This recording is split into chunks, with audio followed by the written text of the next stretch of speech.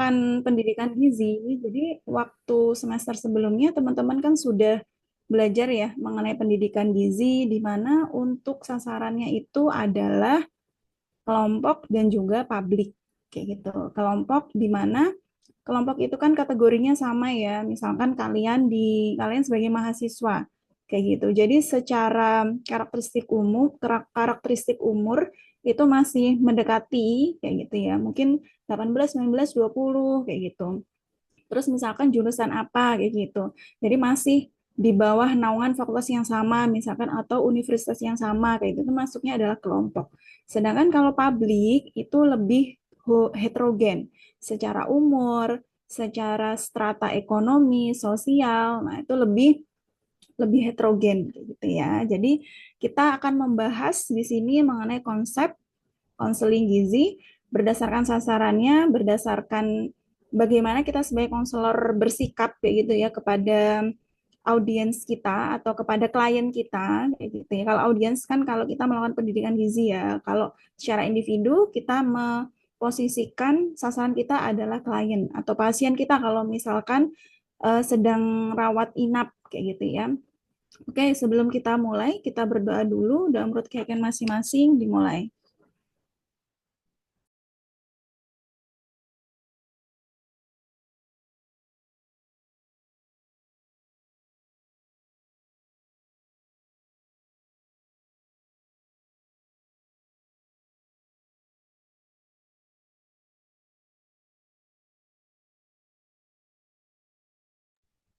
Teman-teman, untuk PJMK semua kelas, kami mengharapkan teman-teman membuat ini ya, spreadsheet untuk presensi dan juga keaktifan. Nanti bisa disampaikan ke dosen pengampu tim teaching kayak gitu.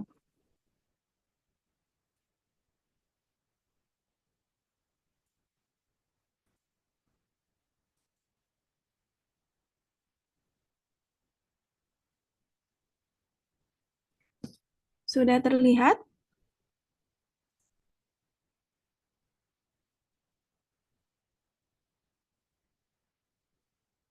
Sudah terlihat? Sudah, Ibu. Oke.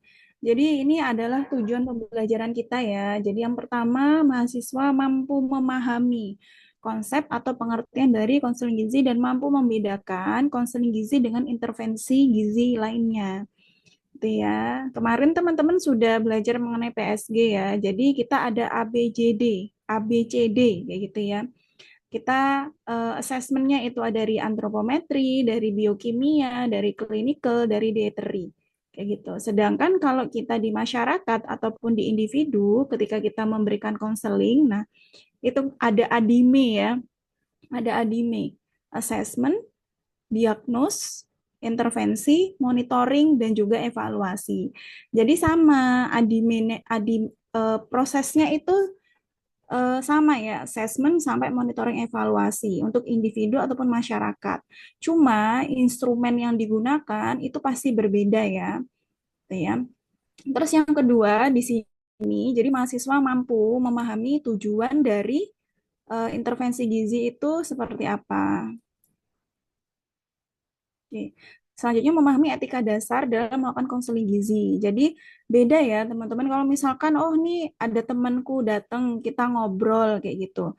Jadi pasti berbeda posisinya teman-teman kan dengan temannya ya misalkan lagi curhat kayak gitu itu pasti berbeda kayak gitu ya. Cara mendengarkannya, etikanya juga pasti berbeda kayak gitu. Nah, ini definisi dari pendidikan gizi ya, teman-teman ya. Jadi konseling gizi itu kan part of pendidikan gizi. Jadi kalau berdasarkan WHO, pendidikan gizi adalah usaha yang terencana untuk meningkatkan status gizi melalui perubahan perilaku. Jadi ketika Anda kemarin sudah memberikan ini ya sudah dapat pendidikan gizi, kemarin juga sudah mempraktekannya ke audiens kayak gitu ya. Itu kan tujuannya adalah ingin terjadinya perubahan perilaku di masyarakat. Nah, pendidikan gizi ini kan upaya preventif dan juga promotif ya, yang kalian rencanakan kayak gitu. Jadi nggak mungkin kalian tiba-tiba ya udah aku mau melakukan ini penyuluhan kayak gitu. Nah, kalau tiba-tiba mau melakukan penyuluhan itu kan nggak ada rencana. namanya ada rencana itu pasti ada tujuan yang ingin dicapai. Tujuannya saya apa nih? Oh, tujuannya mau meningkatkan pengetahuan mengenai ASI eksklusif. Tujuannya ingin masyarakat itu bisa meningkatkan kesadaran melakukan aktivitas fisik. Kayak gitu. Jadi ada upaya yang terencana yang ingin nanti outputnya adalah ada perubahan perilaku pada masyarakat kayak gitu. Nah, ini berhubungan dengan ini ya, ini kompleks ya sesuai dengan tujuan kalian itu apa. Perubahan perilaku ini lebih ke poin apanya kayak gitu ya. Nah, kalau di sini bisa yang lainnya juga untuk definisinya. Jadi proses ini berdimensi luas ya untuk mengubah perilaku masyarakat sehingga kebiasaan sehari-hari masyarakat itu bisa lambat laun untuk berubah kayak gitu. Karena perilaku masyarakat, perubahan perilaku itu kan susah ya. Jadi kita memberikan penyuluhan itu kan tujuannya adalah meningkatkan kesadaran. Yang pertama adalah meningkatkan pengetahuan kayak gitu. Setelah itu apakah nanti pengetahuannya berubah? Nah, kita bisa mengeceknya, kita bisa memonitoring, mengevaluasinya. Setelah itu apakah ada peningkatan sikapnya sampai ke peningkatan praktisnya kayak gitu. Karena memang kalau kita ya sebagai tenaga kesehatan hanya mampu berusaha dan juga ya mengingatkan kayak gitu ya. Jadi upaya promotif preventif itu kalau berdasarkan secara sasaran ya itu pasti akan lebih secara sasaran akan lebih banyak dan secara program juga pasti akan lebih banyak ya dibandingkan upaya kuratif kayak gitu. Kalau kuratif kan lebih ke individual kayak gitu, lebih jor-joran lah. Misalkan dari Kementerian Kesehatan lebih jor-joran nih ada upaya preventif, promotif kayak gitu. Karena tujuannya kan adalah untuk pencegahan kayak gitu ya. Yang orang-orang yang beresiko, nah itu dia disadarkan kayak gitu. Nah tentunya tadi yang awal kan to know ya. Jadi just to know. Kita hanya meningkatkan pengetahuan. Nah kalau masyarakat itu pengetahuannya meningkat kayak gitu sebelum sudah tahu atau ada penambahan pengetahuan itu kan belum tentu ya, belum tentu ketika dia di kehidupan sehari-hari kebiasaannya itu akan berubah. Karena kalau kita menyampaikannya itu terkait makanan misalkan, perubahan perilaku terkait makanan itu kan faktornya banyak sekali. Ada pengetahuan, ada preferensi, gitu ya, ada circle atau pertemanan, kayak gitu, lingkungan, kayak gitu. Jadi pengetahuannya oke nih, oh saya tahu kalau makan makan tinggi gula itu bisa meningkatkan resiko diabetes kayak gitu. Tapi dia preferensi makanannya suka yang manis-manis kayak gitu ya. Kalau nonton film harus ada popcorn kayak gitu misalkan yang dia manis kayak gitu ya. Kalau misalkan lagi ngerjain tugas harus ditemani dengan kopi yang manis atau minuman yang manis-manis seperti itu. Jadi dia tahu, cuma secara preferensi kayak gitu. Dia sukanya yang manis atau dia tahu tapi untuk ini ketika dia bersosialisasi gitu ya punya temen kayak gitu di circle-nya dia sukanya makan makanan yang manis kayak gitu. Nah, itu kembali lagi ya ke individu ya kayak gitu. Apakah mampu merubah perilakunya kayak gitu, bisa menerapkan di kehidupan sehari-harinya kayak gitu. Jadi memang tugasnya kita itu lebih ke preventif, promotif kayak gitu. Kuratif juga kayak gitu ya. Cuma kalau di sini kan kuratif itu lebih ke individual ya. Kalau konseling pun dia lebih ke rawat jalan atau kita memonitoring apakah perubahan perilakunya ini bisa ada peningkatan ataupun ada hambatan kayak gitu. Terus ini yang saya sampaikan di awal ya. Jadi untuk sasarannya ini adalah individu, kelompok, publik atau massa. Jadi kalau kelompok ini tadi yang saya sampaikan secara karakteristik itu sama kayak gitu ya. Kayak misalnya tadi mahasiswa kayak gitu. Jadi secara umur dia rentang usianya paling bedanya setahun gitu ya antara angkatan kayak gitu. Laki-laki perempuan karakteristiknya sama, dia pengen sekolah misalnya secara secara sosial ya kayak gitu, ingin menuntut ilmu kayak gitu.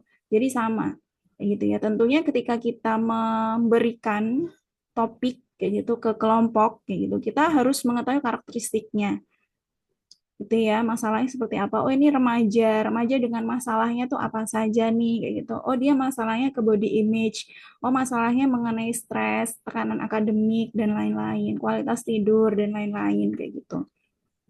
Nah, sedangkan kalau ke publik kayak gitu, tadi karakteristiknya lebih heterogen gitu ya. Jadi heterogen berarti kita ya tetap kita sesuaikan dengan kebutuhan masyarakat kayak gitu. Dan untuk audiens, untuk medianya pun ya gitu ya. Nah, itu bisa bisa beragam ya. Misalkan kalau di sini contohnya kita bisa memberikan pendidikan gizi penyuluhan bisa menggunakan televisi kayak gitu, atau misalkan YouTube, atau misalkan ada kalau di ini apa di jalan-jalan kayak gitu ya. Nah, itu bisa orang-orang tidak hanya ini ya, tidak hanya kelompok tertentu, semua orang bisa baca gitu kalau di umum kayak gitu ya. Nah, kalau individu, nah ini individu kita berarti yang kita lawan kita ya satu orang saja. Kayak gitu, yang kita hadapi itu adalah satu orang saja. Kayak gitu. Jadi untuk pendekatannya pun juga akan berbeda ketika kita menyampaikan di kelompok masyarakat dan juga di kelompok publik kayak gitu. Kalau masyarakat kita pakai ansip ya, analisis situasi ya. Jadi bagaimana nih masalah yang dihadapi, apa nih masalah yang dihadapi oleh kelompok sasaran yang mau saya berikan edukasi gitu ya. Jadi analisis situasi. Kalau di individu itu bilangnya adalah assessment, gitu ya, assessment penilaian. Kayak gitu. Penilaiannya dari mana? Dari ABCD tadi, antropometri, biokimia, clinical, dieterinya itu seperti apa, gitu ya.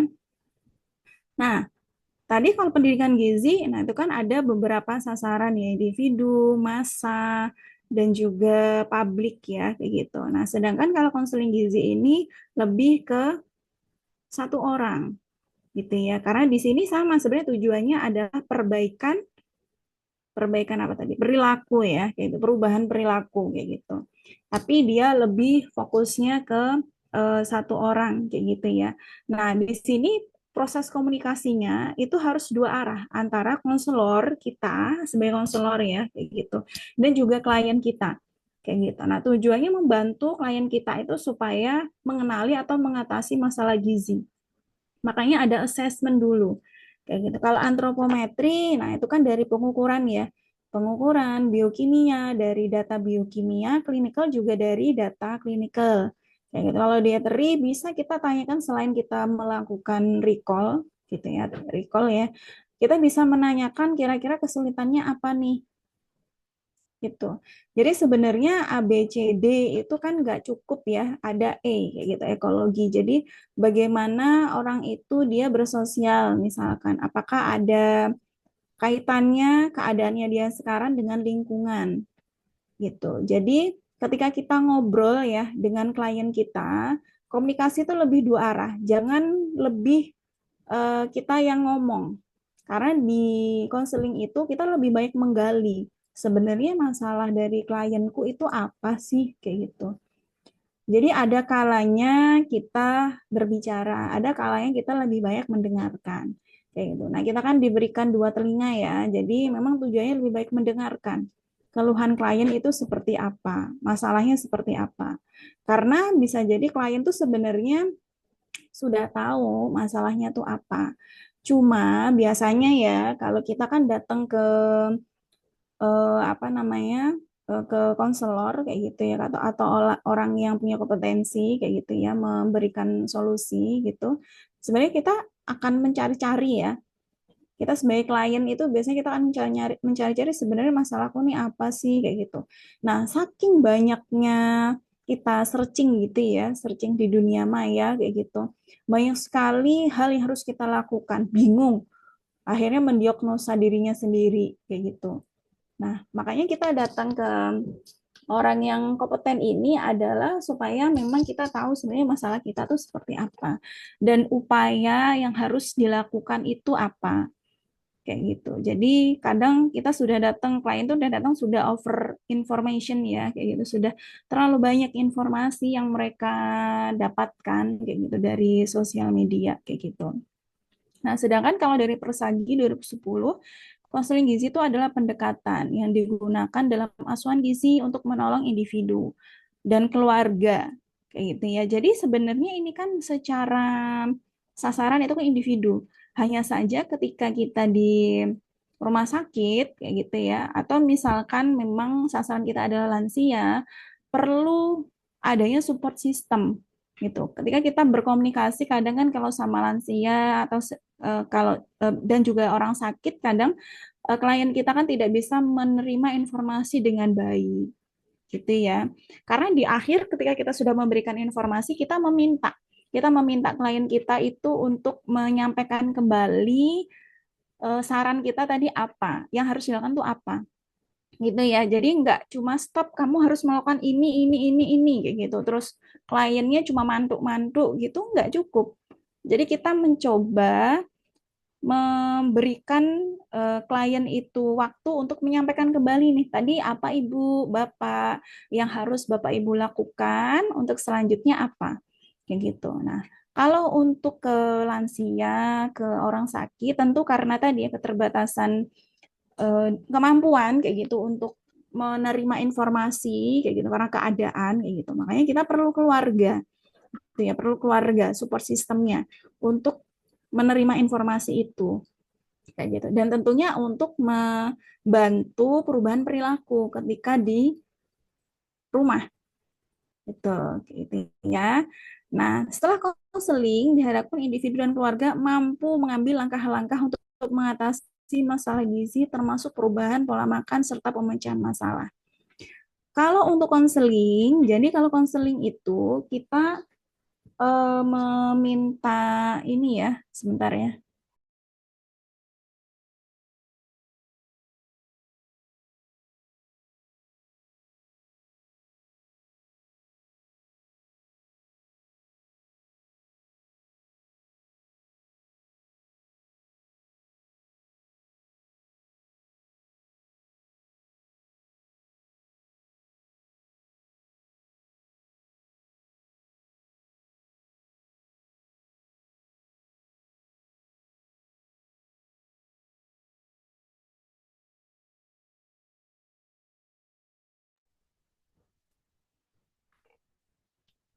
Oke, saya lanjutkan kembali. Jadi kalau tadi ya, setelah selesai nih, setelah selesai kita memberikan intervensi apa yang cocok untuk klien, kayak gitu, klien itu akan memilih. Jadi kita memberikan beberapa opsi ya intervensinya. Ini misalkan, oh ini ibunya obesitas, misalkan seperti itu. Oh, opsi yang pertama misalkan ibu harus defisit kalori kayak gitu. Terus nanti harus jalan tiap hari nih kayak gitu. Misalnya seperti itu, jalan 30 menit tiap hari. Terus yang kedua, ibu harus mencoba intermittent fasting kayak gitu. Dan nanti coba jalan juga Bu ya, jalan cepat kayak gitu 30 menit sehari kayak gitu. Nah, dari dua itu kalau kita konseling ya, klien itu bisa memilih mana intervensi yang cocok untuk dia. Kenapa? Karena kan tujuannya adalah perubahan perilaku supaya klien kita itu mau dan mampu untuk melakukannya.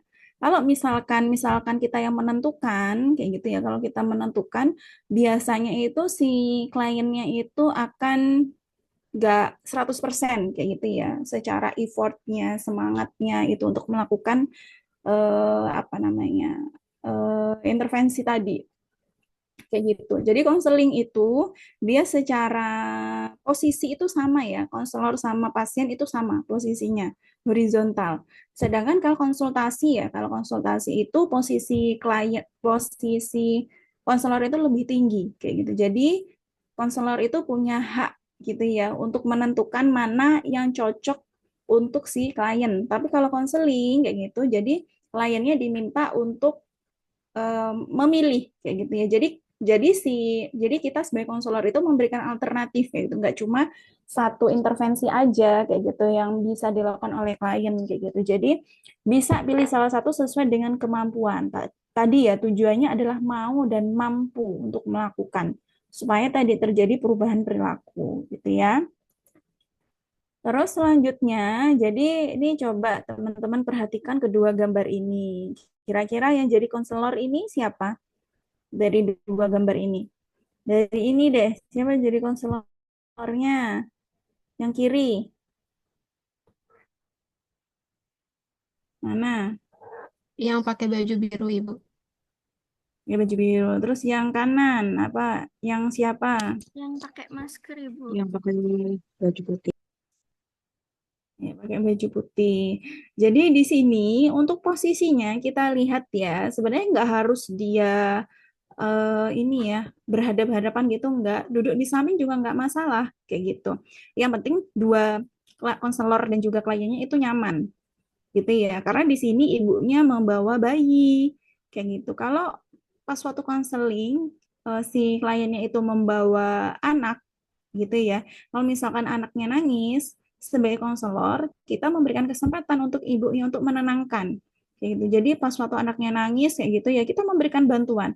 Ibunya coba diberikan minum dulu kayak gitu. Karena kadang kan ibunya langsung heboh ya, kayak gitu panik gitu ya. Anaknya nangis, aku masih sama orang kayak gitu. Jadi harus ditenangkan dulu ibunya kayak gitu. Baru nanti supaya ibunya bisa menenangkan anaknya gitu. Jangan anaknya nangis, kita tetap sebagai konselor kita tetap ngomong aja kayak gitu. Jadi berikan kesempatan break gitu ya untuk kita memberikan bantuan kepada ibunya gitu dan juga supaya ibunya memberikan perhatian kepada anaknya. Gitu ya. Terus selanjutnya di sini teknik yang akan dipelajari untuk pertemuan ketiga nanti ya. Nah, jadi di sini adalah kita menggabungkan sains sama art ya. Jadi kita sudah tahu bahwasanya ketika klien itu datang kepada kita kayak gitu, klien datang kepada kita kan tahu ya bahwasanya kita adalah konselor gitu. Nanti si klien akan memberikan informasi kepada kita. Kita harus meyakinkan kayak gitu ya, meyakinkan bahwasanya yang kita itu adalah orang kompeten kayak gitu ya, yang akan menjaga kerahasiaan semua informasi yang diberikan oleh klien kita gitu. Karena memang susah ya kita percaya kepada orang lain gitu. Kadang kita kepada keluarga sendiri kita nggak cerita kayak gitu ya masalah kita kayak gitu. Jadi kita harus menggabungkannya dengan art. Bagaimana cara kita memposisikan diri berkomunikasi dengan orang ini. Karena setiap orang kan karakteristiknya beda-beda ya. Ada yang dia dibilangi langsung iya kayak gitu. Ada yang masih kadang kalau datang ke kita masih cerita kayak gitu. Tapi tetap kita harus punya punya ini ya. Maksudnya kita harus kalau misalkan si klien itu sudah ngobrol ngalor ngidul kayak gitu ya. Nah, itu kita punya kesempatan untuk memotong, tapi memotongnya pun kalau bisa yang klik gitu ya. Jadi jangan mengakibatkan kliennya senewen gitu ya. Jadi bisa misalkan dengan cara upaya nonverbal kita gitu ya.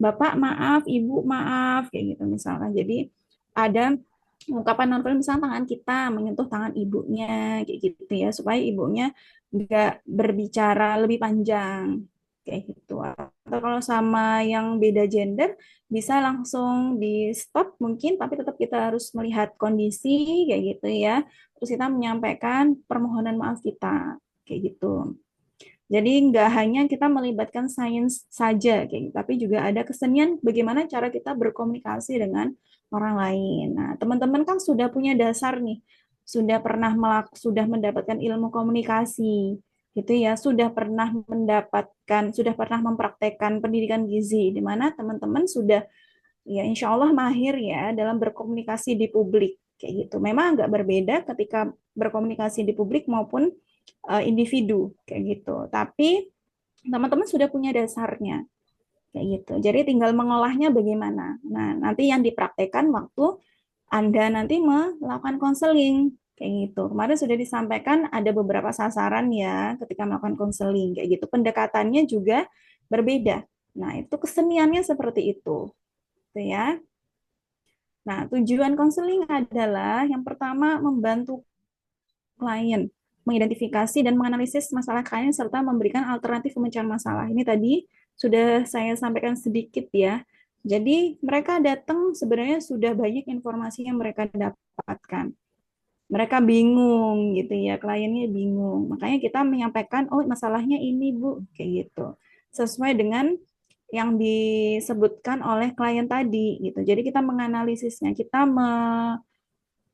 menggali gitu masalah ibunya seperti apa, masalah kliennya itu seperti apa, kayak gitu ya. Terus yang kedua, menjadikan cara-cara hidup sehat di bidang gizi sebagai kebiasaan hidup klien, kayak gitu. Jadi tadi kita sudah assessment ya, di nomor satu ini sudah assessment, kayak gitu. Yang kedua ini adalah kita memberikan intervensi gitu. Jadi ada alternatif gitu ya, alternatif yang kita berikan, klien kita memilih mana yang cocok, yang mau, yang bisa klien itu lakukan, kayak gitu berhubungan dengan pola hidup sehat, kayak gitu ya.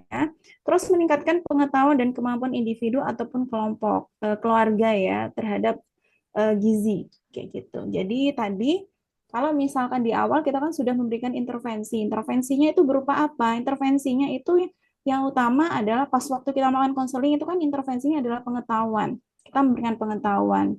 Ibu, ketika ibu berat badannya itu sudah tidak ideal, kayak gitu, yang perlu ibu lakukan adalah misalkan bisa mengurangi nih, ibu punya kebiasaan sehari makan goreng-gorengan, kayak gitu, yang bertepung itu 5 biji kayak gitu sehari. Mungkin untuk selanjutnya jangan pakai mungkin ya. Untuk selanjutnya ibu masih nggak apa-apa mengonsumsi gorengan, hanya saja nanti bisa dikurangi 2 biji atau sebiji sehari kayak gitu. Jadi kita memberikan pengetahuan terlebih dahulu. Nah, intervensinya yang dilakukan oleh klien di rumah, nah itu melanjutkan pengetahuan tadi ya, melanjutkannya ke praktis kayak gitu. Ibunya melakukan defisit kalori, ibunya melakukan aktivitas fisik seperti itu. Jadi ada peningkatan pengetahuan pas waktu kita one on one kayak gitu ya di kepada klien kita kayak gitu. Nanti selanjutnya pas waktu di rumah si klien dan juga keluarga dan juga support sistemnya kayak gitu ya melanjutkan gitu ya melanjutkan intervensi itu kayak gitu. Nah, konseling itu biasanya nggak hanya cukup sekali ya teman-teman ya. Kalau misalkan kita nanti teman-teman itu sekolah dietitian yang punya kesempatan untuk praktek mandiri kayak gitu di klinik itu ya konseling itu bisa dilakukan 2 sampai 3 kali kayak gitu. Kalau kalian konselingnya itu di puskesmas juga bisa 2 sampai 3 kali gitu. Jadi lebih dari 1 kali. Di vaskes gitu ya itu lebih dari 1 kali. Tapi kalau misalkan teman-teman konselingnya misalkan oh saya konselingnya di Car Free Day kayak gitu. Peluang untuk bertemu lagi itu kan akan sedikit ya. Jadi bisa cuma sekali saja atau bisa kita monitoring gitu. Kalau misalkan si kliennya ini mau mau memonitoring peningkatan perubahan perilakunya dengan cara mengkontak kita juga bisa kita persilakan kayak gitu. Jadi kita bisa memberikan kontak kita kepada klien kita. Gitu ya. Tuh. Nah, ruang konseling itu seperti ini. Gitu. Jadi semoga nanti ya di lantai 2 kita punya ruang konseling sendiri ya supaya kita mahasiswa ataupun pengajarnya kayak gitu ya itu bisa memberikan konseling gizi kepada masyarakat, kepada kelompok ataupun kepada publik kayak gitu ya. Nah, ini contoh ruang konseling itu seperti ini. Ruangnya tersendiri karena teman-teman kan one on one ya dan tujuannya adalah menggali informasi, menganalisis masalah. Jadi perlu privacy gitu. Jadi kalau misalkan dia apa namanya di ruang tersebut itu disekat terus sampingnya ada orang, nah itu kliennya tidak akan luas gitu ya memberikan memberikan keluh kesahnya kayak gitu. Jadi kalau bisa itu adalah ruang tersendiri kayak gitu. Jadi supaya ini ya, supaya memberikan semua informasinya gitu kepada kita kayak gitu. Terus tersedianya tempat atau meja ya, jadi tempat duduk kayak gitu ya, tempat duduk dan meja kayak gitu. Meja ini nanti adalah kita gunakan untuk meletakkan media pembantu kita, misalkan leaflet kayak gitu, atau lembar balik, buku foto makanan, atau mungkin buku saku yang kita ini ya kita perlihatkan kepada klien kita kayak gitu. Jadi Bisa bentuknya bulat seperti ini, bisa kotak gitu nggak apa-apa. Itu persegi gitu nggak apa-apa ya. Yang penting meja ini membantu meletakkan media kita gitu ya. Terus lokasi mudah dijangkau oleh klien kayak gitu ya. Jadi ada tulisannya kayak gitu. Kalau ini ruang konseling kayak gitu memudahkan klien kayak gitu ya. Atau juga kalau sekarang kan puskesmas itu kan harus ada satu per kecamatan ya. Jadi kalau di puskesmas itu juga bisa melakukan konseling. Biasanya dari KIA, Kesehatan Ibu dan Anak itu dirujuk ke gizi. Jadi gizi itu, poli gizi itu biasanya mendapatkan kliennya itu dari poli KIA. Kayak gitu. Karena kalau di gizi kadang untuk anak yang stunting atau ibu hamil yang kayak gitu datangnya nggak setiap hari. Kita kan memberikan konseling ketika ada ini ya ibu hamil kek yang datang kayak gitu untuk mengambil susu atau melakukan ANC kayak gitu ya. Nah, itu kan kita sekalian memberikan edukasi, memberikan konseling kepada kelompok rentan tersebut kayak gitu. Terus selanjutnya ruangan memiliki cukup cahaya dan sirkulasi udara yang mendukung. Jadi nggak pengap, cukup ya supaya nyaman ya teman-teman ya, supaya aman, nyaman, tenang kayak gitu. Karena kan kita kalau konseling itu minimal ya, minimal itu 30 menit kayak gitu. Kalau konselingnya kalian di publik gitu ya, di publik kayak gitu, di Car Free Day, tentu kan orangnya berjubel kayak gitu ya, nggak ada sekat antara orang satu dengan yang lainnya. Tentu dia akan lebih singkat waktunya kayak gitu, karena orang sudah ngantri, terus kliennya juga kadang nggak nyaman ya kayak gitu, karena apa gerah kayak gitu ya, dan lain-lain kayak gitu ya, karena memang kondisinya seperti itu ya, disesuaikan saja kayak gitu. Kalau yang ruang konseling lebih ke ini ya di vaskes kayak gitu ataupun klinik masuk vaskes ya, atau nanti kalau misalnya kalian membuka praktek sendiri di rumah kayak gitu ya, insya Allah ya. Nah itu kita mendesain memang ruang konselingnya harus seperti ini, sesuai dengan sebaiknya itu seperti ini kayak gitu ya, kita mengusahakannya seperti ini supaya kliennya nyaman. Karena kalau misalkan dia datang bersama anaknya, misalkan anak itu kan rewel ya kalau gerah kayak gitu ya. Nah, supaya nyaman saja, terang, supaya nanti informasi kita menggunakan media nih, supaya kelihatan kayak gitu. Kalau remang-remang kan juga nggak enak ya, kayak gitu. Terus di sini memiliki ruang tunggu untuk klien. Jadi bisa di luar kayak gitu, atau misalkan tetap di satu ruang itu, tapi dia ada kayak ruangan apa ya biasanya ya. Jadi ada ruang dalam ruang kayak gitu ya. Jadi kalau bisa sih ada ruang tunggunya kayak gitu. Jadi nggak berdiri kayak gitu ya. Jadi bisa ada disediakan tempat duduk supaya nyaman juga yang ngantri kayak gitu. Karena tadi ketika melakukan konseling itu waktunya agak lumayan lama ya. Jadi minimal 30 menit karena kita sampai memberikan intervensi kayak gitu. Monitoring evaluasi, tadi kan saya sampaikan kita ADIME ya, mulai dari assessment sampai monitoring evaluasi. Monitoring evaluasi itu, monitoring bisa kita lakukan pas waktu melakukan konseling. Jadi kita meminta si klien untuk menyampaikan kembali apa yang harus dilakukan. Kayak gitu. Jadi menyampaikan kembali terkait informasi atau informasi yang sudah kita sampaikan apa saja. Oh, tadi Ibu menyampaikan kalau bisa tadi untuk konsumsi gorengannya dikurangi ya gitu 1 biji sehari. Terus nanti supaya saya lebih bugar, lebih sehat, pagi itu harus jalan kaki minimal 30 menit. Setelah itu saya apa-apa-apa kayak gitu. Jadi itu monitoring pengetahuan dari situ kayak gitu. Nah, kita mengevaluasinya setelah ada konseling yang kedua. Ada konseling yang kedua. Nah, nanti kita sampaikan di minggu depan ya, gitu ya. Nah, selanjutnya ini adalah prinsip-prinsip komunikasi dalam konseling. Jadi yang pertama adalah kita menentukan tujuan komunikasi kita tuh apa. Meningkatkan pengetahuan. Kalau yang pertama, makanya kan konseling itu ada yang pertama, yang kedua kayak gitu. Oh, yang pertama berarti peningkatan pengetahuan. Oh, yang kedua ini mau monitoring evaluasi perubahan perilaku gitu. Jadi harus disesuaikan gitu ya. Terus pahami isi pesan yang akan disampaikan dalam komunikasi. Jadi kita sebagai konselor itu harus paham dulu terhadap masalah dari klien supaya intervensi kita juga tepat sasaran. Dan untuk memastikan kliennya itu paham, makanya tadi kita minta si klien untuk menyampaikan kembali informasi yang kita sampaikan itu apa, kayak gitu. Jadi meminta mereka untuk menyampaikan informasi di akhir gitu ya. Samakan persepsi terlebih dahulu agar bisa berbicara dan berkomunikasi dalam pengertian yang sama tentang pokok bahasannya. Jadi makanya pentingnya kita menggali masalah kayak gitu ya. Karena obesitas gitu ya. Misalnya obesitas ya masalah tadi ya ibu-ibu yang datang tadi bisa jadi masalahnya beda.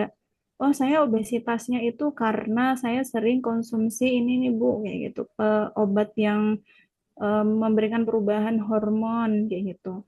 Oh, saya obesitasnya ini karena pola makan kayak gitu ya. Oh, saya ini obesitasnya karena apa kayak gitu. Gangguan tiroid misalkan dan lain-lain.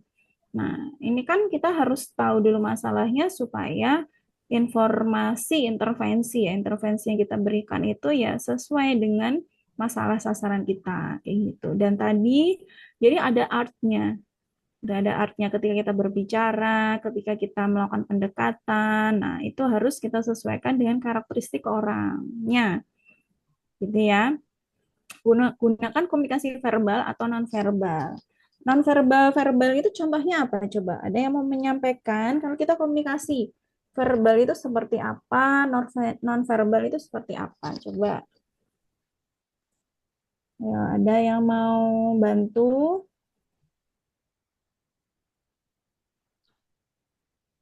Silakan.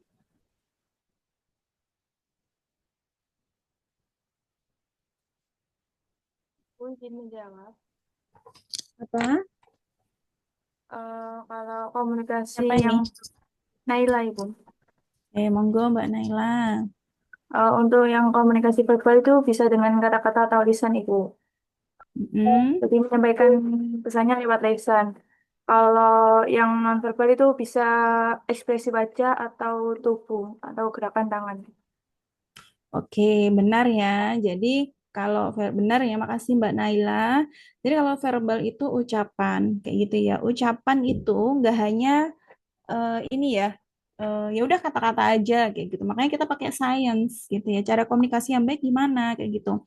Intonasinya harus jelas kayak gitu ya. Terus misalkan kita memberikan feedback kepada klien gitu ya. Oh, benar Ibu, bagus. Iya, gitu. Benar seperti itu Ibu, kayak gitu. Lanjutkan Ibu, tingkatkan kayak gitu. Jadi ada feedback seperti itu ya. Nah, itu komunikasi verbal gitu ya. Jadi dari lisan. Non verbal tadi ya dari bahasa tubuh gitu ya. Jadi misalkan ibunya lagi nangis kayak gitu, kita pegang tangannya atau kita pegang pundaknya kayak gitu.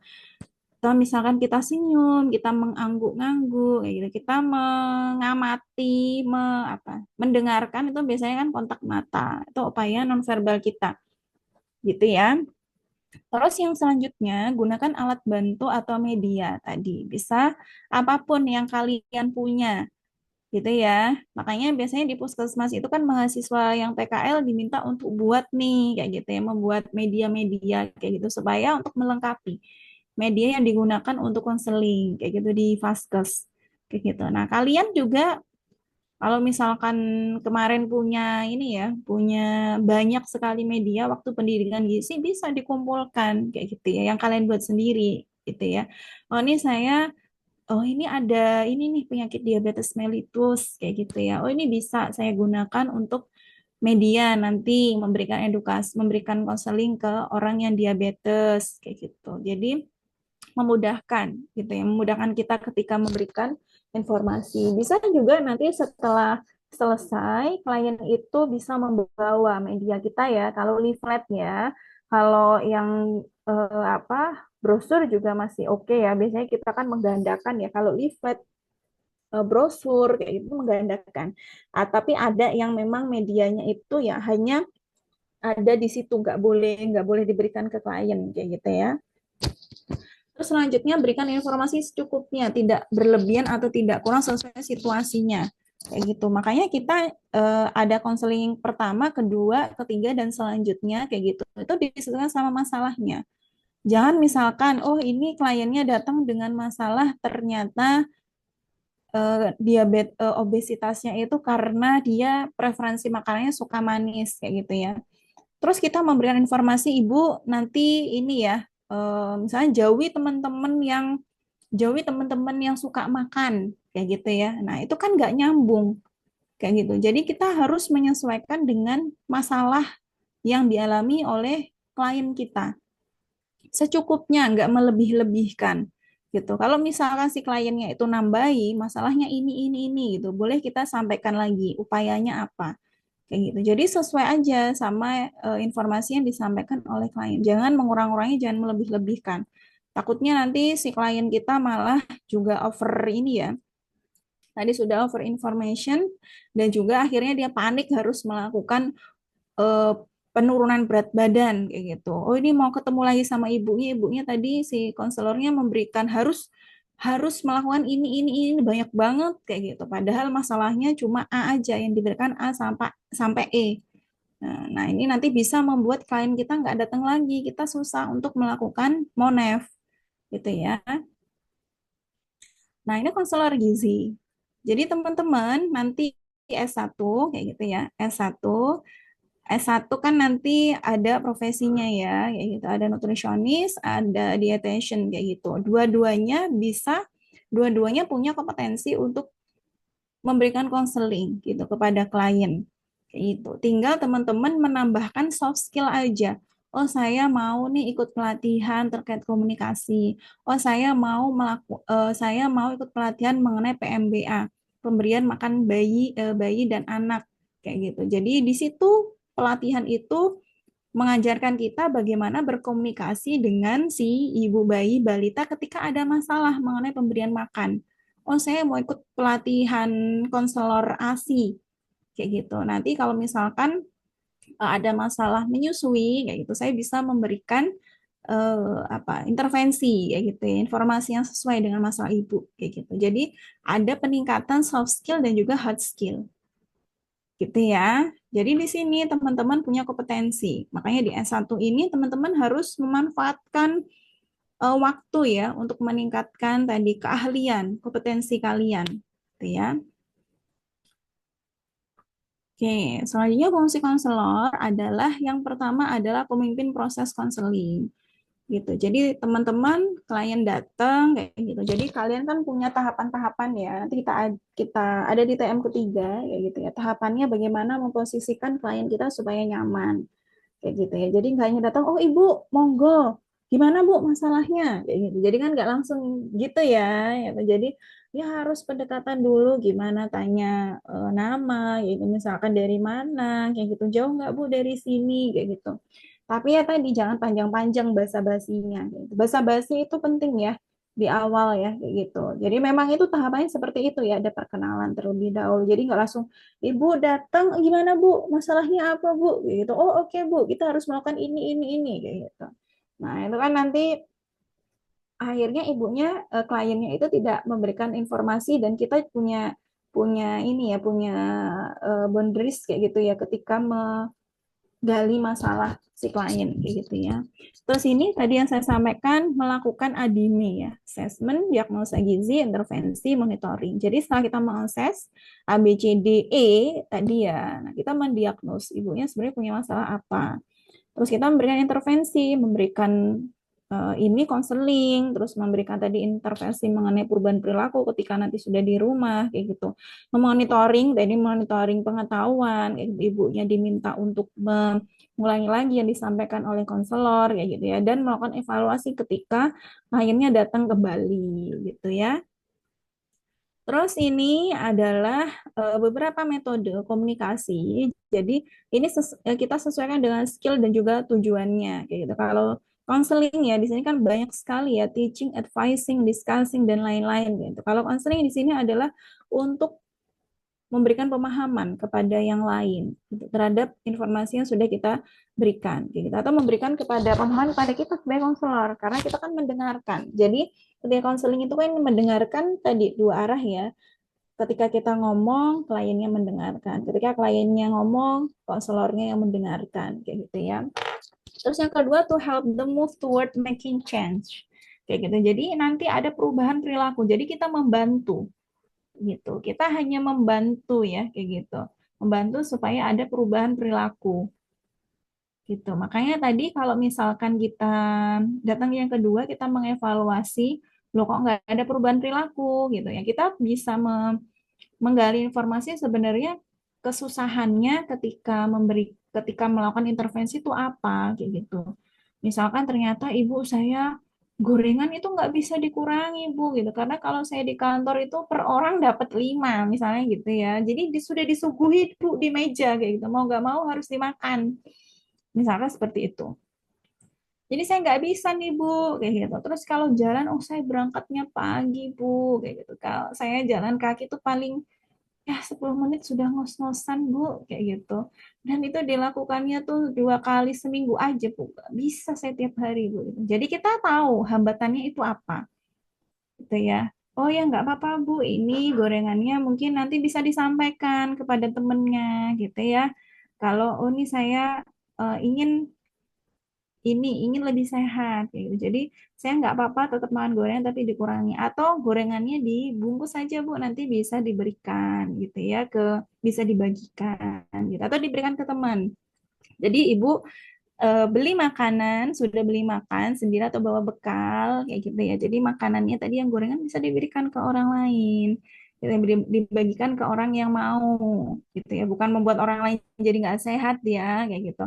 Jadi kan karena mau merubah perilaku dirinya sendiri dulu kayak gitu ya. Terus tadi jalan sehat kalian berikan feedback dulu. Oh, Ibu sudah bagus. Sudah bagus, sudah mau berolahraga 10 menit 2 kali dalam seminggu sudah bagus kayak gitu. Itu sudah perubahan yang bagus, Ibu. Ditingkatkan, nanti kita coba lagi minggu depan ditambahi 5 menit atau 10 menit. Jadi 15 menit sampai 20 menit. Itu ya ditambahin 3 kali seminggu. Gitu. Atau kalau Sabtu Minggu bisa lebih lama kayak gitu. Nanti bisa ngajak suami, bisa ngajak temennya mungkin ya, atau ngajak anaknya gitu ketika jalan-jalan gitu. Nanti kalau jalan bisa setelah itu beli buah-buahan atau bisa masak di rumah. Jadi kayak gitu. Jadi kita memberikan feedback dulu, jangan langsung ngejudge gitu ya. Karena di sini kita memberikan bantuan. Jangan di awal langsung bilang, alah ibu ini 2 kali, masa susah sih bu, jalan-jalan 2 kali, 10 menit, cuma 2 putaran aja, masa ibu nggak bisa gitu.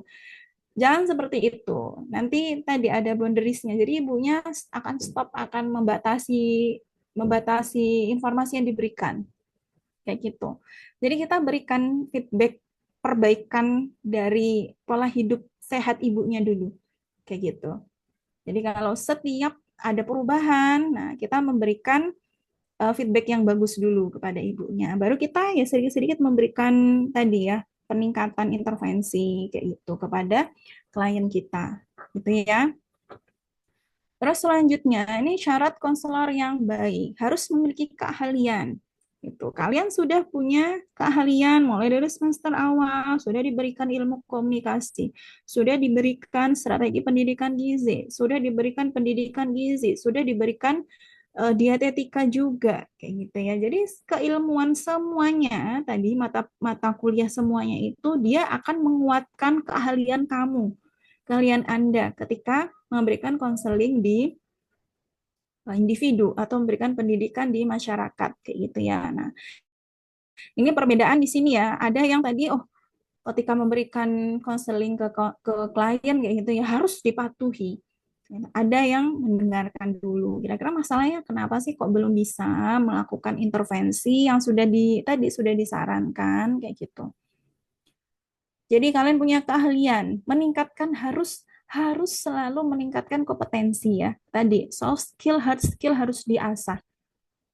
Gitu. Jangan hanya berhenti aku sudah jadi konselor nih kayak gitu. Sudah bisa menangani klien gitu. Tetap harus ditingkatkan.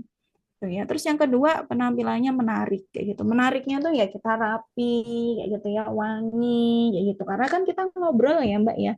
Kita ngobrol ya Mbak Mas ya gitu ya. Jadi nggak ada bau nafas kayak gitu ya. Dia harus dicek dulu bau badan kalau bisa enggak kayak gitu ya. Harus rapi supaya juga klien kita nyaman juga dengan kita kayak gitu. Terus dapat dipercaya. Di awal kita menyampaikan ibu, bapak, semua yang ibu bapak sampaikan sifatnya rahasia. Monggo disampaikan keluhannya seperti apa. Begitu. Jadi kita memposisikan tadi ya, klien itu nyaman dengan kita. Kalau kliennya itu percaya sama kita, klien itu akan tadi ya luwes gitu ya, memberikan informasi atau masalahnya kepada kita gitu. Terus empati. Empati itu memposisikan diri memposisikan diri terhadap masalah klien kita kayak gitu. Jangan simpati ya. Kalau simpati itu membandingkan gitu ya. Jadi misalkan ibunya punya masalah nih, ASINya nggak bisa keluar gitu. ASINnya nggak keluar, ibunya bekerja misalkan ya. Terus dia eh, si konselornya tuh bilang kayak gitu ya. Si konselor bilang, ibu, saya dulu pas waktu kerja tetap bisa kok Bu memberikan ASI itu. Ibunya aja mungkin yang kurang menstimulus gitu ya, menstimulus produksi ASINya kayak gitu. Nah, membandingkan itu ya. Nah, itu yang nggak diperbolehkan kayak gitu. Jadi kita berusaha untuk empati, ibu, saya saya mengerti terhadap keluhan ibu kayak gitu ya. Bagaimana kesusahannya kayak gitu ya meningkatkan produksi ASI. Jadi kita bisa coba dulu Bu. Jadi meningkatkan konsumsi bahan makanan yang meningkatkan produksi ASI. Ibu bisa meningkatkan konsumsi kacang-kacangan gitu ya, meningkatkan konsumsi daun katuk kayak gitu. Dan juga bisa mencoba untuk pijat laktasi. Nanti kita coba bersama-sama gitu ya. Jadi jangan membandingkan karena bisa jadi masalahnya beda. Oh, saya kerja, klien saya kerja, ini masalahnya beda. Belum tentu karena masalahnya stres ya. Bisa jadi karena hormonal dan lain-lain kayak gitu. Jadi jangan samakan masalah klien kita dengan masalah kita atau masalah klien kita yang lain. Makanya kita harus menggali masalah, gitu ya. Terus keterbukaan tadi supaya terbuka kayak gitu ya. Kita keterbukaan terhadap informasi yang kita berikan. Itu makanya tadi harus memiliki keahlian supaya informasi yang kita berikan itu juga lebih lebih luas kayak gitu ya. Terus objektif untuk melihat masalah klien. Jangan subjektif.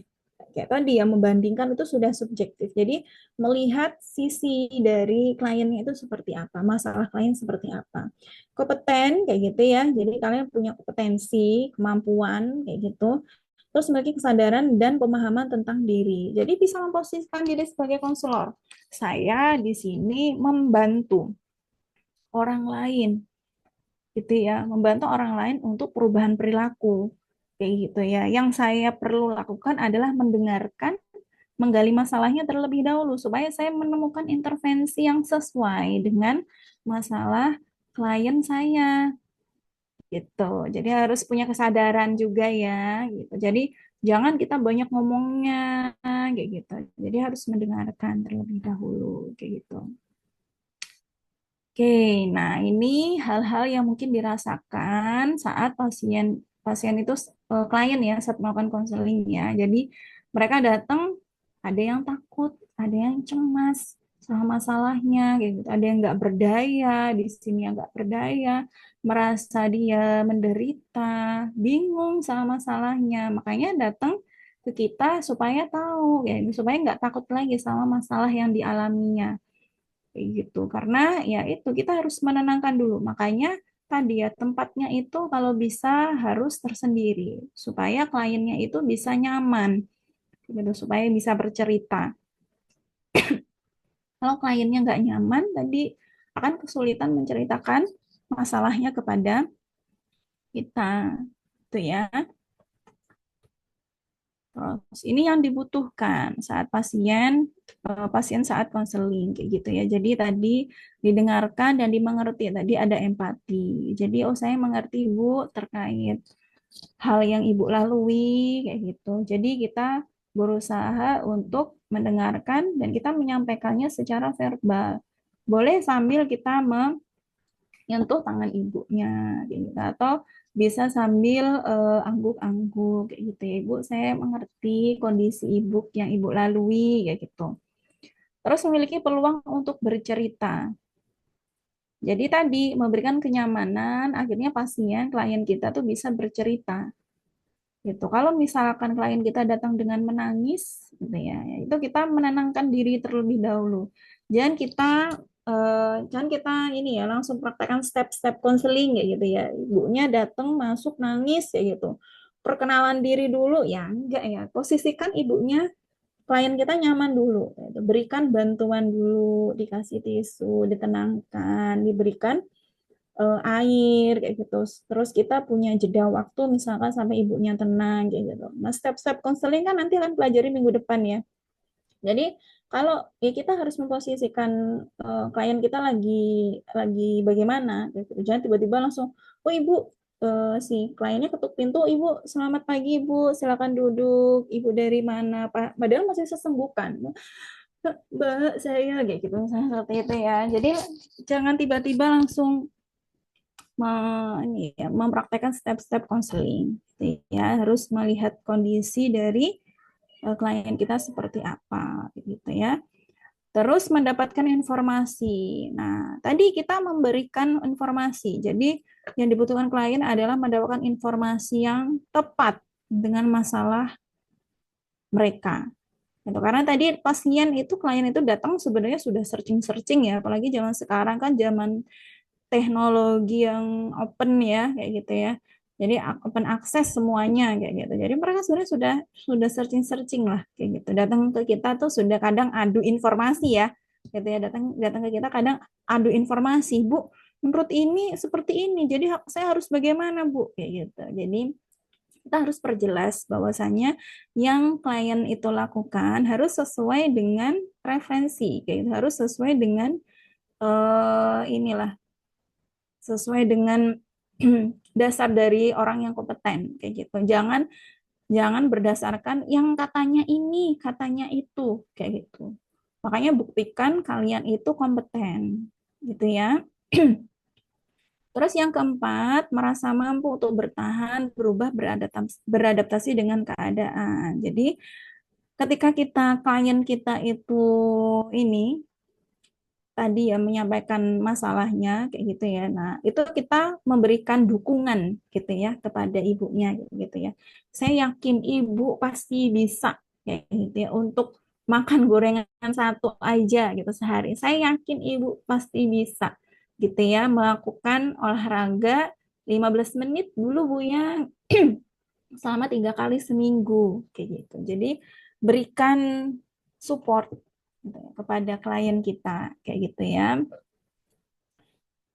Nah, selanjutnya mengetahui bahwa mereka mendapat dukungan kayak gitu. Jadi setelah kita memberikan ini ya meyakinkan klien kita, nah kita memberikan dukungan kayak gitu. Saya menghargai usaha ibu. Kalau misalkan tadi nggak bisa nih kayak gitu, ibunya ternyata ada hambatan kayak gitu. Nah, saya yakin ibu pasti bisa untuk meningkatkan tadi aktivitas fisik 15 menit 3 kali dalam seminggu, ibu pasti bisa. Jadi peningkatan dukungan gitu di tiap tahap konseling, gitu ya.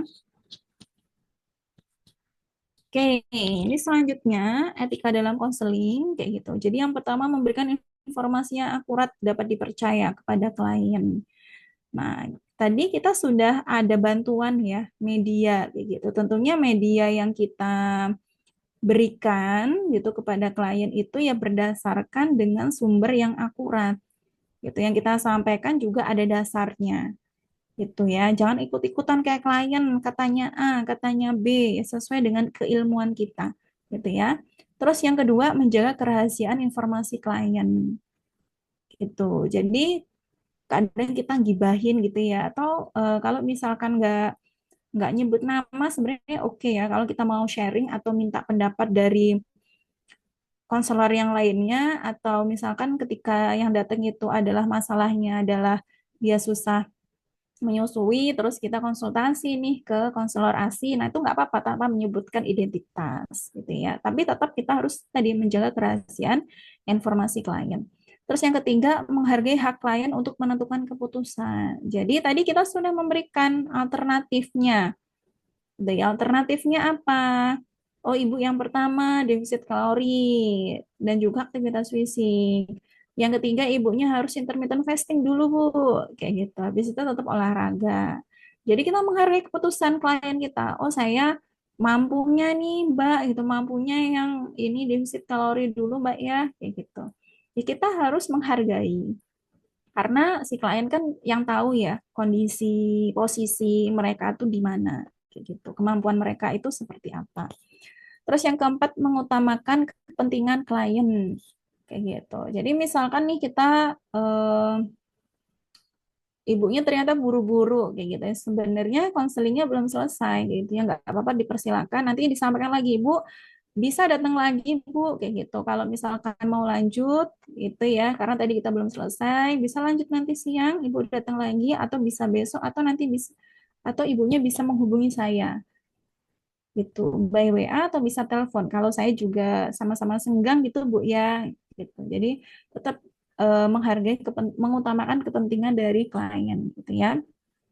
Terus yang kelima, tidak berbuat sesuatu yang membahayakan klien. Jadi intervensi kita bukan yang membahayakan klien, makanya tadi kita harus menggali informasinya yang baik kayak gitu. Jangan sampai ternyata ibunya gitu ya, ibunya obesitas berat kayak gitu. Ibunya kita minta untuk ibunya lari kayak gitu. Otomatis kan kalau lari penopang lututnya itu kan akan berbahaya ya kayak gitu kalau lari gitu, karena dia nopang berat badannya yang berat tadi kayak gitu. Jadi jalan dulu aja. Nah, jangan sampai intervensi yang kita berikan itu ya tadi membahayakan. Makanya harus tahu kondisi klien itu seperti apa gitu ya. Terus yang terakhir, adil dengan tidak membeda-bedakan klien berdasarkan entitas apapun. Oh, ini kan kliennya datang adalah anggota DPR.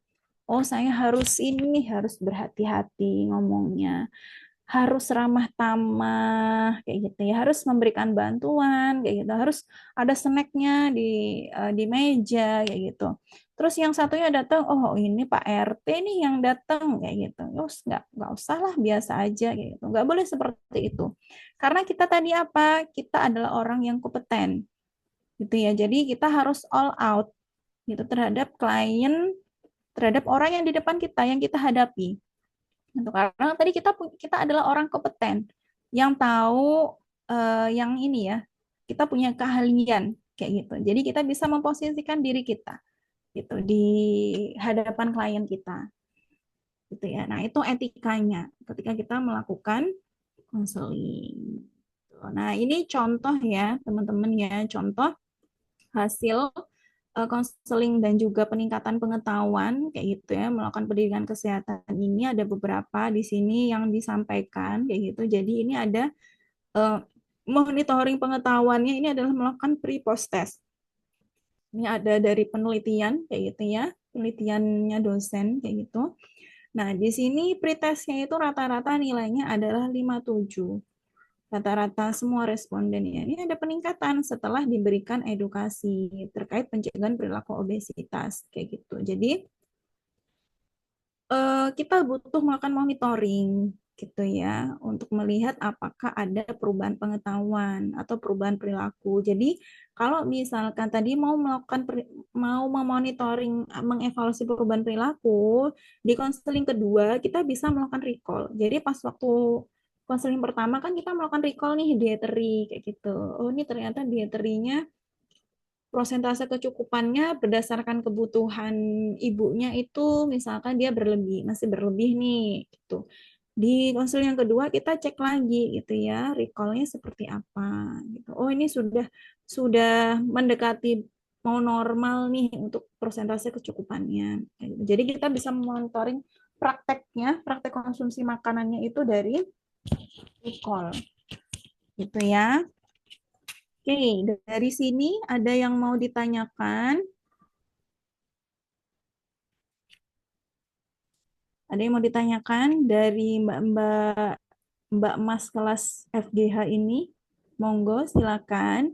Jadi yang kita pelajari hari ini adalah bagaimana konsep konseling ya, gitu ya. Jadi bagaimana etikanya, apa yang harus kita miliki sebagai konseling, apa yang dibutuhkan oleh klien, kayak gitu ya, ketika kondisi konseling itu seperti apa, kayak gitu. Jadi ya mungkin pas waktu kita di awal-awal gitu ya sebagai konselor tuh akan kikuk ya, aduh ini gimana nih kayak gitu. Karena kan orang beda-beda ya.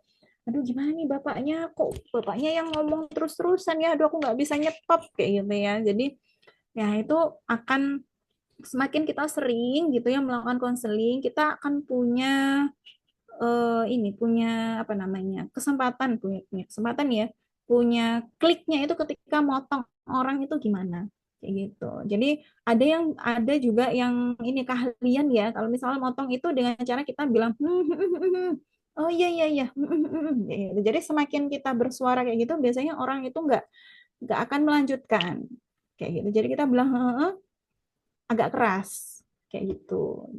Tapi nanti kalau misalkan kalian punya trik lagi kayak gitu ya supaya aduh ini aku kok nggak punya kesempatan untuk ngomong nih, gimana nih bapaknya ceritanya ngalor ngidul nih, bapaknya mau aku jadi mantunya nih malahan ya gitu.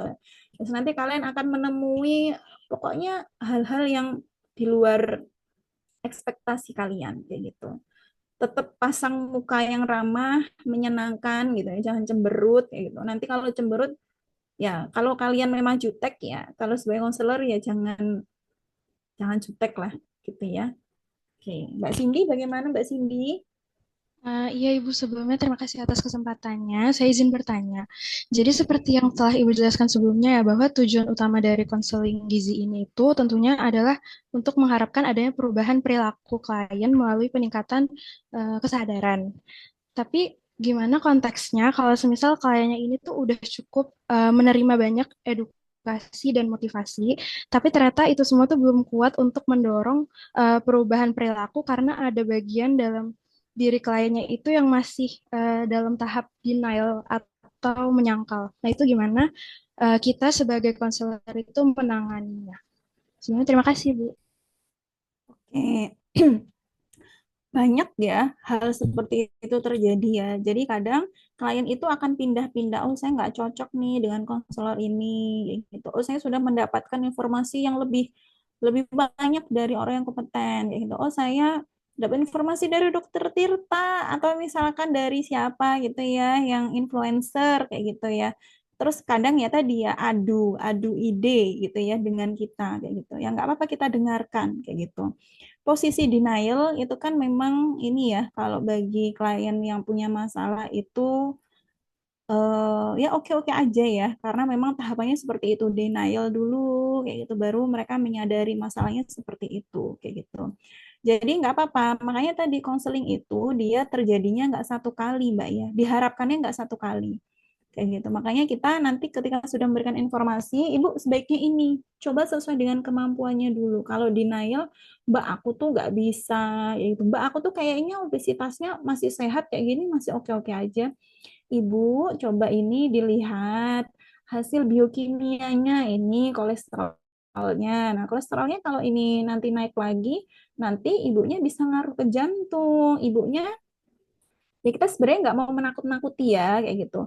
Ibunya di sini eh, pengen ya misalkan ya ibunya tetap pengen pengen jalan-jalan ya sama anaknya gitu atau sama cucunya. Jadi supaya tetap bisa jalan-jalan sama cucunya kayak gitu ya. Nah, ini bisa dikurangi tingkat kolesterolnya dengan cara seperti ini kayak gitu.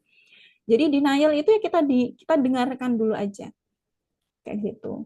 Kadang itu menakut-nakuti itu harus kita sesuaikan dengan cara penyampaian kita ya. Jangan nanti kalau penyampaiannya berbeda tuh ibunya akan tadi senewan gitu. Ibu kolesterolnya tinggi kayak gitu. Nanti ibu nggak bisa nanti jalan-jalan kayak gitu. Apalagi nggak bisa nanti ketemu cucu sampai gede tuh gimana coba Bu kayak gitu. Jadi bahasanya dilembutkan kayak gitu. Kalau ibunya judes kayak gitu, ya kita harus memposisikan diri kita. Jadi tadi denial itu nggak masalah, gitu ya. Denial nggak masalah. Kita kalau misalkan masukan kita, intervensi kita sama dengan yang pernah ibunya dengarkan kayak gitu tuh ya nggak apa-apa. Ibu sebaiknya memang seperti ini dulu Bu. Ibu lakukan yang sama, kayak gitu ya sama seperti yang pernah Ibu dapatkan dari konselor lainnya. Ini sudah benar kok Bu, kayak gitu. Ibu lakukan semampunya dulu aja kayak gitu. Jadi tadi memberikan semangat, semangat ibu bisa, nggak apa-apa dilakukan dulu aja Bu. Kalau misalkan ibu nggak bisa tadi ya konsumsi gorengannya dikurangi, nggak apa-apa. Coba nanti mungkin bisa tetap makan gorengan tapi jangan yang bertepung Ibu ya kita atau yang minyaknya itu misalkan 2 kali pemakaian kayak gitu. Jangan yang sampai hitam kayak gitu.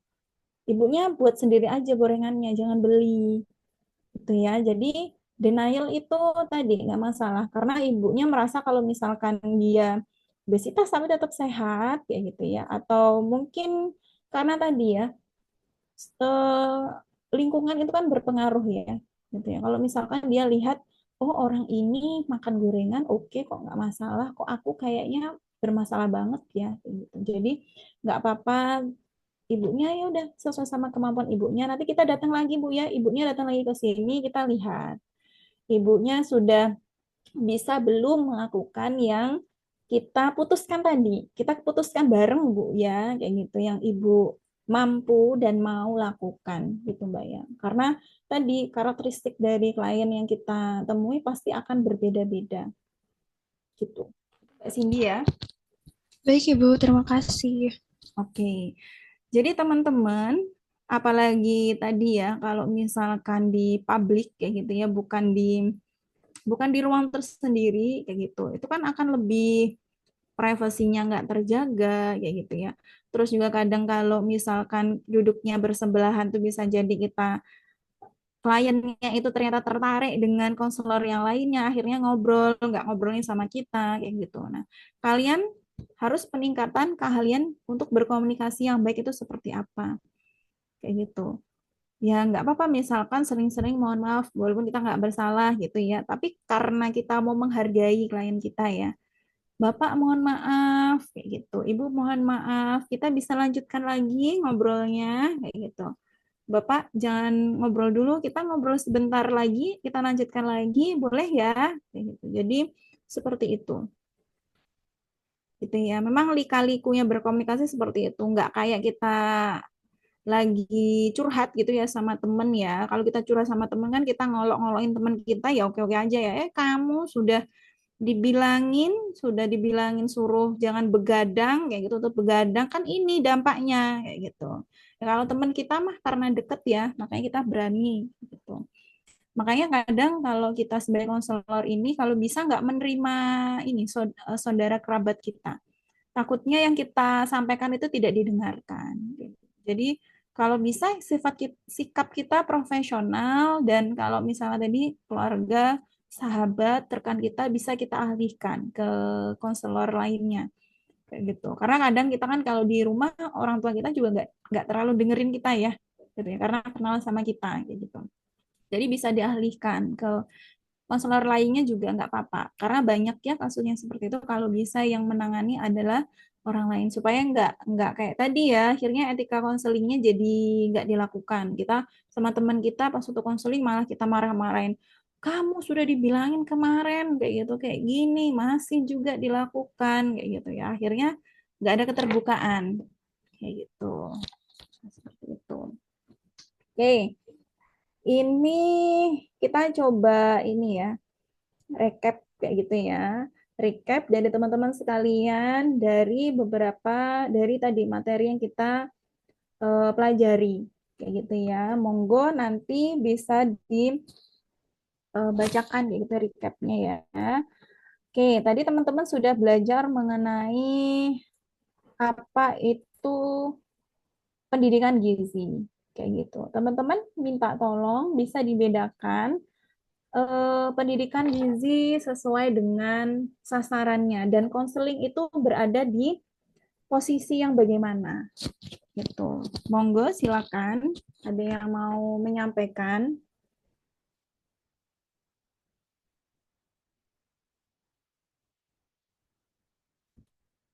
Soal bisa angkat tangan. Ini kita selesainya jam berapa ya? 9.30 Ibu. Oke, masih ada waktu sedikit ya. Yuk, silakan. Oke, kalau nggak ada kita pilih yang off cam aja ya. Siapa yang off cam nih?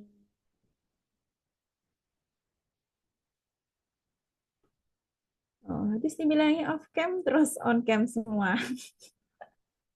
Gimana nih teman-teman sekalian? Oh, mau ditunjuk kok yang off cam ya. Lu. Coba Mbak Lu. Mbak Lu. Iya, Ibu. Ya, silakan Mbak Lu. Maksud. Hmm, Ayo, bentar, Ibu. dengerin nggak tadi? Iya, Silakan. memberi pertanyaannya, Ibu.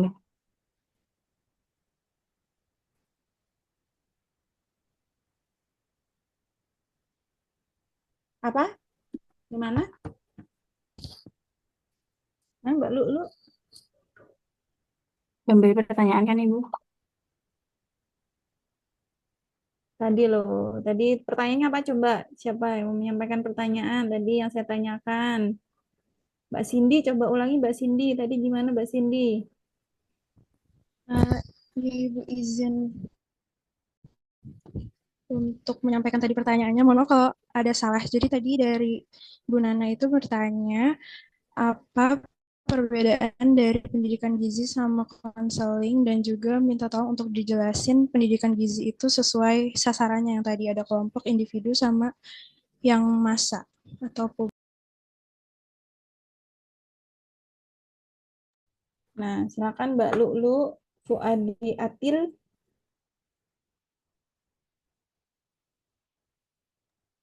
Baik, Ibu. Untuk pendidikan sendiri itu tadi dia, dijelaskan itu ada dua, itu ada tiga, itu individu, kelompok atau massa atau publik, dan untuk masyarakat. Untuk konseling gizi sendiri itu menurut Persagi ada proses membantu klien dalam untuk mengenali dan mengatasi masalah.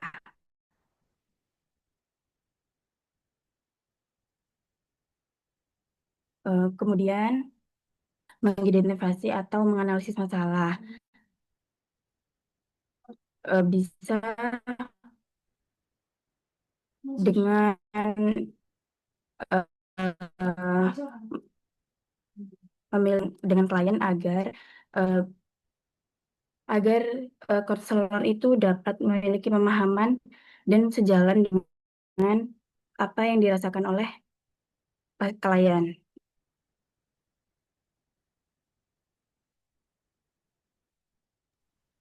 Oke, untuk sasarannya siapa aja?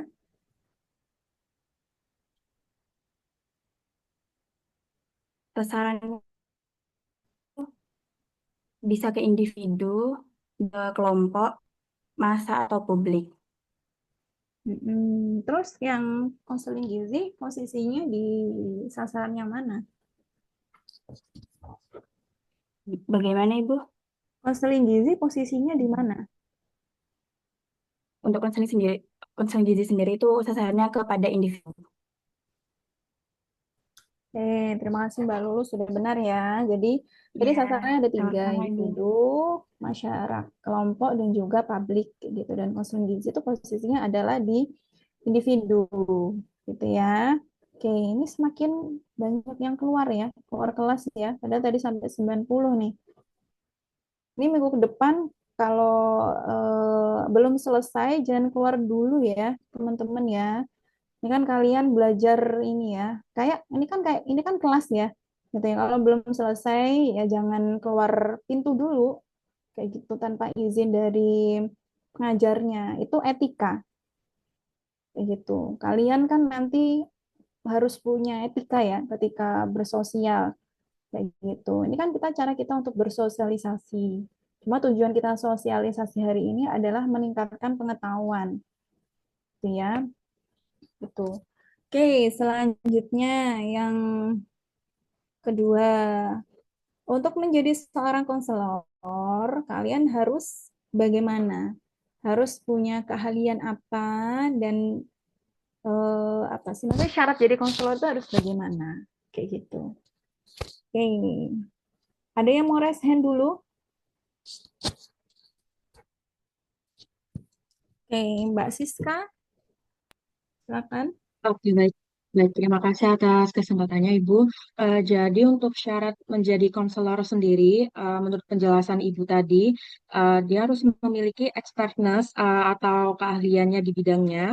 Lalu dia harus menarik atau yang disebut dengan attractiveness, seperti tidak bau badan, terus berpakaian rapi. Dan kalau karena kita melakukan konseling kepada manusia, kita harus uh, tidak tidak memiliki bau mulut yang menyengat gitu. Lalu yang ketiga itu dapat dipercaya atau trustworthiness. Lalu ada empati dan keterbukaan kepada klien. Seperti itu. Terima kasih, Bu. Oke, terima kasih Mbak Siska. Tadi satu lagi yang resen tadi Mbak siapa bisa menambahkan? Mbak Reni ya tadi ya? Mbak Reni itu siapa tadi yang angkat tangan? Oh Mbak Agnes, silakan Mbak Agnes bisa menambahkan Mbak Agnes. Izin menjawab, Ibu. Jadi syarat menjadi konselor itu harus memiliki keahlian, menarik, dapat dipercaya, empati, atau bisa memposisikan diri sesuai kondisi pasien, memiliki keterbukaan, objektivitas, kompeten, dan memiliki kesadaran dan pemahaman diri. Oke, jadi memang tadi ya yang utama dan pertama adalah punya kompetensi kayak gitu. Karena sekarang itu kan banyak ini ya penipuan Mbak ya. Kemarin tuh ada kasus di luar negeri itu dia bukan meniru ya. Dia jadi perawat abal-abal itu sudah melayani berapa ribu pasien kayak gitu. Nah, itu kan gawat ya. Dia nggak punya kompetensi di situ tapi menangani orang yang sakit. Kayak gitu. Tentunya nanti ya berdampak berdampak ke orang lain kayak gitu. Yang membahayakan orang lain gitu ya. Makasih Mbak Siska dan Mbak Agnes. Terus yang terakhir. Terakhir apa nih yang terakhir ya? Kita cari. Oke. Tujuan melakukan konseling ini apa ya? Oke, bisa di recap tadi informasinya apa? Mbak Vivi, monggo. Ya, baik Ibu, izin menjawab terkait tujuan dari konseling gizi. Khususnya yang pertama itu untuk membantu mengidentifikasi dan juga menganalisis permasalahan yang sudah dialami pasien. Lalu setelah dianalisis diberikan pula solusi dari permasalahan tersebut. Dan yang kedua, dapat menjadikan cara hidup sehat itu sebagai kebiasaan yang nantinya dapat dilakukan oleh pasien. Jadi tujuan konseling itu dapat memberikan perubahan perilaku terkait kebiasaan hidup agar pasien dapat mengubah pola hidup, misalkan pola aktivitas juga dan pola makan yang lebih sehat. Dan yang ketiga, dapat meningkatkan pengetahuan serta kemampuan individu, baik individu maupun keluarga jika konselingnya dibersamai dengan keluarga, dan juga untuk memberikan informasi terkait gizi, diet, dan kesehatan secara spesifik sesuai penyakit yang dialami. Seperti itu. Oke, terima kasih Mbak Vivi ya. Tadi dijelaskan tadi adalah proses ADIME assessment, kita bisa menggali, mendiagnosa, kita bisa menentukan masalahnya itu apa. Intervensi kita bisa memberikan pengarahan, kita bisa memberikan pengetahuan gitu. Sama monitoring evaluasi ya tadi melihat progres dan mengevaluasi dari intervensi yang sudah kita berikan gitu. Terus tadi teman kalian menyampaikan kalau kita harus berempati nih, kayak gitu. Ketika sebagai konselor kita menghadapi eh, apa namanya kesulitan yang dialami oleh klien. Nah, empati sendiri itu bagaimana ya maksudnya ya? Coba berempati itu bagaimana maksudnya? Ada yang bisa menyampaikan?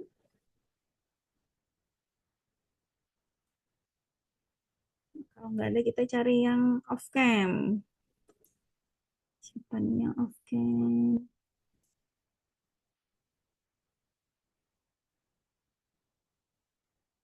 Wah, ini internet saya lagi ini nih. Izin menjawab, Ibu. Oh ya, monggo. Mbak Faiza. Baik, empati itu adalah kemampuan kita sebagai konselor untuk memahami eh, dan merasakan apa yang dialami oleh klien kita, begitu Ibu. Ya, Seolah-olah kita itu ada di dalam, kita berada di posisi mereka. Seperti ya, itu Ibu. ya benar ya Mbak Faiza ya. Jadi upaya kita untuk memposisikan diri gitu ya dengan keadaan klien. Jadi tidak membandingkan gitu ya antara kondisi yang lainnya yang pernah kita alami atau klien lain yang alami yang sama gitu ya. Jadi nggak perlu membandingkan gitu ya. Oke, teman-teman sudah bagus ya untuk recapnya. Nanti saya upload untuk materinya di LMS. Oke, silakan dipelajari lagi untuk persiapan minggu depan gitu ya. Ya, nanti saya WA lagi ya untuk pertemuan Senin ya, kayak gitu ya. Oke, saya rasa cukup. Terima kasih, dipelajari lagi. Jangan lupa nanti PJMK untuk presensi, keaktifan, dan juga mengisi form ini Mbak ya, survei pengajaran setiap PJMK setelah sesi kuliah. Kayak gitu, terima kasih. Mohon maaf kalau ada kesalahan. Silakan melanjutkan pembelajaran lain ya. Saya tutup. Wassalamualaikum warahmatullahi